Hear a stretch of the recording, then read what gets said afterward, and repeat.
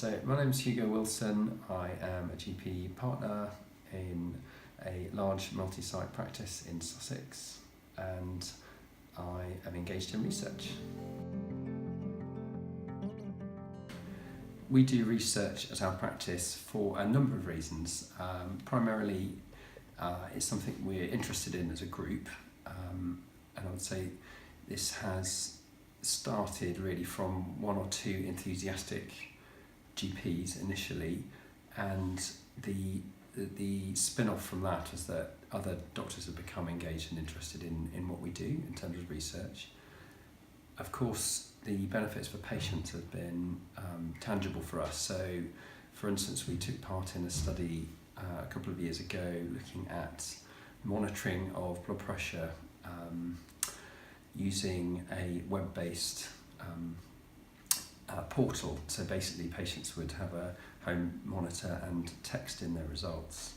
Now, this was a very successful project for us to be involved with as a practice, in that our patients were monitored closely, their blood pressures achieved target quickly, and it was very satisfying to see the research published in the Lancet following the end of the research.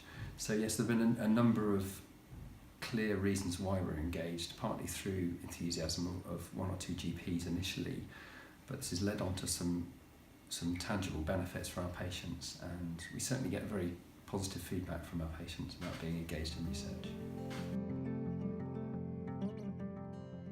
In our practice, there are a number of GPs involved in research. So I myself am the research lead for the partnership.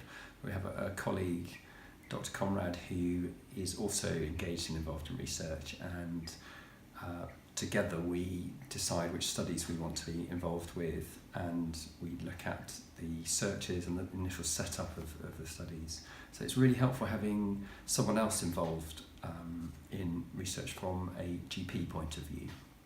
So in terms of other people involved in research in the practice, we have very good administrative support from our data manager, and Sarah is invaluable in helping with some of the setup of a project, so particularly in starting the searches, which sometimes I'm involved in helping her with, but a lot of the time the searches are very clearly specified in the spec of the research project itself, so they're quite easy to set up usually. So following on from that, Sarah would help with administration in terms of maintaining the site file, arranging for other sort of supplies, or liaising with research nurses who are involved in a project. So I think having good administrative support is essential, but equally the time commitment involved for the admin staff is not onerous at all, and it's very manageable within the confines of a busy practice.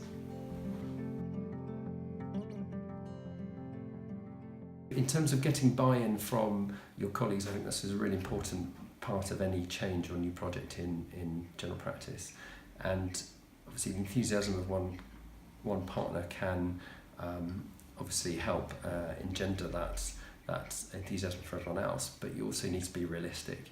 So what we've done is launch the project at a partnership meeting, explaining the benefits of research, be it from the remuneration and the reimbursement for your time, but also the impact on patients, so on clinical care. And as I mentioned earlier, we've definitely had an improvement in our blood pressure monitoring when we were taking part in the study looking at home monitoring, but also the benefit from patients directly, so they really feel very positive about being engaged in research, and we get some excellent feedback.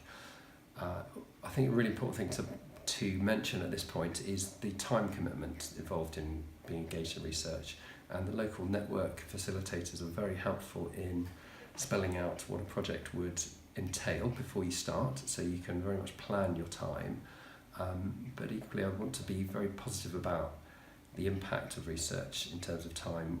It is very manageable in my experience, in our experience, in that you do get lots of help from the research team.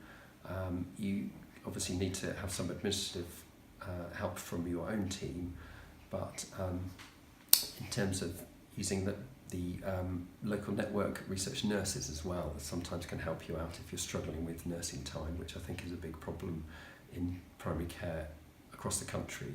So sometimes you do actually need some extra support. But with those things in place, research is absolutely possible, and certainly has been a great benefit to our practice.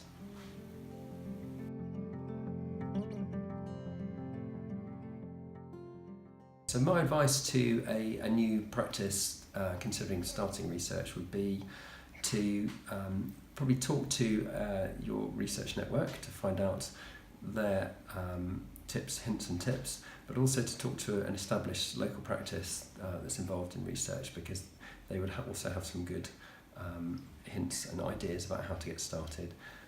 But I would like to allay some of the fears that you might have about the sort of time commitment and sort of concerns about impact on your workload. There is, of course, some mandatory training you need to take part in, such as GCP training or Good Clinical Practice, which is a standalone course. But once you've done that and looked at the portfolio of research that you could take on, there are lots of really realistic projects you could be engaged in that you can pick and choose, and you're not under any obligation to take part in complicated trials from the outset. So, for instance, we started with quite simple projects where effectively you're providing a group or cohort of patients that fits the criteria for a study. They're called PIC studies, and that's a really good way to start being engaged in research, in that it's pretty low impact for the practice, but gives you a flavour for what you might become involved with in the future.